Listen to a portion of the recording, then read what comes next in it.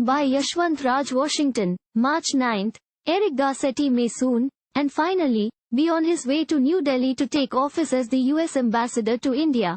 Nearly 2 years after his nomination was announced by the White House, the Senate Foreign Relations Committee voted 13-8 to approve his nomination on Wednesday, setting up a vote by the full 100-member Senate, which may not prove as difficult as it has been for him to get this far.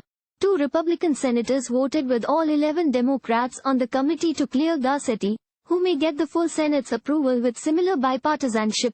President Joe Biden nominated Garcetti, a former mayor of Los Angeles and once rising star in the Democratic Party, as ambassador to India in 2021. He had his confirmation hearing as well, but he never got a vote of the Senate committee as objections rose to his handling of a case of sexual harassment by his right-hand man in Los Angeles. The nomination stalled and was deemed returned to the White House, which, however, did not send it back or name a replacement in 2022. With the new Congress in place in January 2023, the White House resent the nomination, but fresh trouble loomed. Republican Senator Marco Rubio announced a hold on Garcetti's nomination along with a bunch of others, including Rich Verma, who has been named to be a Deputy Secretary of State, and Geeta Rao Gupta as Ambassador at Large for Global Women's Issues.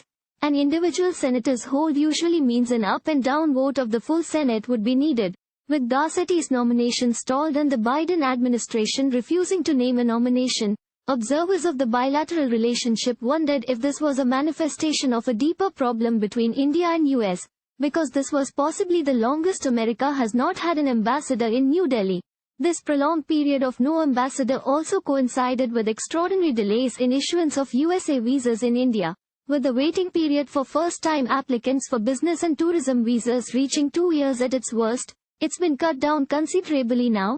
Relations between the two countries were in an overdrive with President Biden putting the Quad front and center of his Indo-Pacific strategy early in his administration, resulting in several virtual and in-person meetings bilaterally with Prime Minister Narendra Modi and multilaterally with counterparts from Japan and Australia. At his confirmation hearing, Garcetti had vowed to double down on our efforts to strengthen India's capacity to secure its borders, defend its sovereignty, and deter aggression. Music to ears on Raisina Hill. He also plans to raise thorny issues such as the Indian purchase of the Russian S-400 air defense missile system, human rights and democratic values. Comparisons are odious, but Garcetti's political clout and proximity to the White House had put him ahead of most of his recent predecessors. Also, he is widely expected to run for White House, given his credentials. Hispanic descent, top Democratic operative, a top operative in a presidential campaign, Rhodes Scholar at Oxford and alumnus of London School of Economics.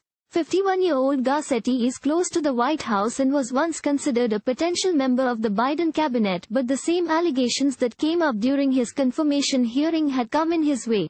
Thank you for watching. Please subscribe to channel and click on bell for more daily videos.